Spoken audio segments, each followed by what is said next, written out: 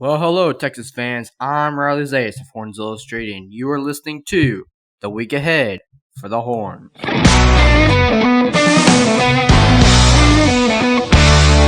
Well, the Texas women's tennis team will be in action this upcoming weekend, Friday and Saturday, as they head down to College Station to face the Texas A&M, amongst others, at the Texas A&M Invitational. This will be the squad's second competition of the season. They're coming off a fantastic showing at the TCU Invite 2 weeks ago, in which 5 different Longhorns scored on day 3 of the event alone.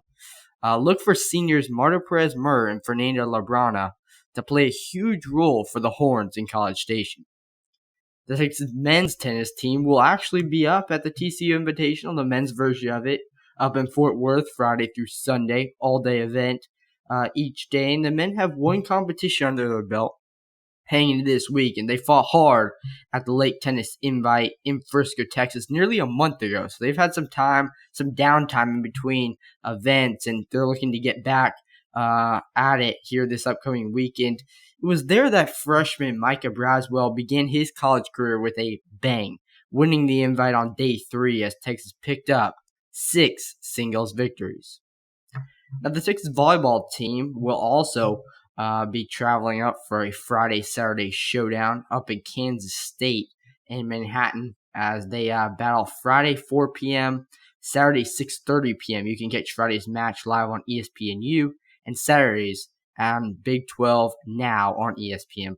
Now, the Horns are coming off a series sweep over Iowa State and Austin. The Horns are rolling and really showing no signs of slowing down. They're currently atop the Big 12 standings with a perfect 6-0 record. They have only dropped one set all season. That was in their second match against Oklahoma. That's in part due to the performances up front of Asia O'Neal, Logan Eggleston, and Skylar Fields. Between those three, hardly anything has gotten by, and that's been a huge part of the Longhorns' success up to this point.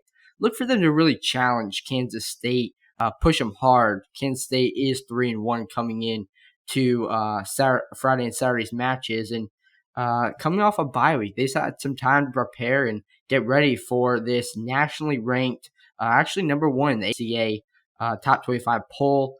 So they've had some time. And Kansas State, the Wildcats will be ready, possibly aiming for that upset. And is this the year Texas wins the national title? That's certainly the question for many of the volleyball team's fans. And who knows? I mean, the road continues this weekend in Manhattan, and in order to keep their championship dreams alive, Texas will most certainly have to continue in their winning ways. They're currently atop the Big 12 standings as they've remained undefeated. Now, the Texas soccer team cannot necessarily say the same thing, but they really battled against Kansas State on this past Friday. But this week they will face Iowa State up in Ames, a Friday night 6 p.m. match that can be seen live on Big 12 now on ESPN+.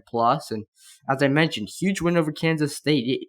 No words can't capture the performance that we witnessed from them. In one game alone, the Texas soccer team scored five more goals than it had all season. In a breakout performance, the Horns dominated the Wildcats in Austin by a score of 7-0. This week they hit the road. They've posted an 0-2 record on the road this season, but hey, this could be the time that they get their first road win in this shortened conference-only schedule. In no uncertain terms, this is a must-win for the Longhorns if they want to keep their NCAA tournament berth alive. Their dreams of that. Head coach Angela Kelly told the media before the season started that was their ultimate goal. They knew that if an NCAA tournament was to be held, they wanted to be there. They wanted to be in it, and posted a 2-3 record so far. So this is going to be a huge game for them to try even it up at 500. They're currently 6th in the Big 12 heading into Friday's match. And the Texas football team coming off that tough loss in 4 overtimes to Oklahoma at the River Showdown this past Saturday. They'll be on bye, get some much-needed time to rest, recoup, and prepare for the next opponent, which is Baylor here at home at DKR on October 24th. And something to note for Baylor, we'll cover this in the Horns Illustrated Beyond the Stats podcast tomorrow, but Baylor is currently, they had to cancel their game against Oklahoma State, or rather move it to December 12th due to COVID-19 concerns. The program was shut down as of 4 days ago, and they do not have enough players right now to field a team to play Oklahoma State. So that is definitely something to keep an eye on for the Horns. As Texas get a non-conference opponent, should Baylor not be able to play? Do they just take another bye? Who knows? We'll just have to see what happens, as time will only tell. But thank you so much for tuning in to the week ahead for the Horns. As always, I'm Riley Zayas, and hook 'em Horns.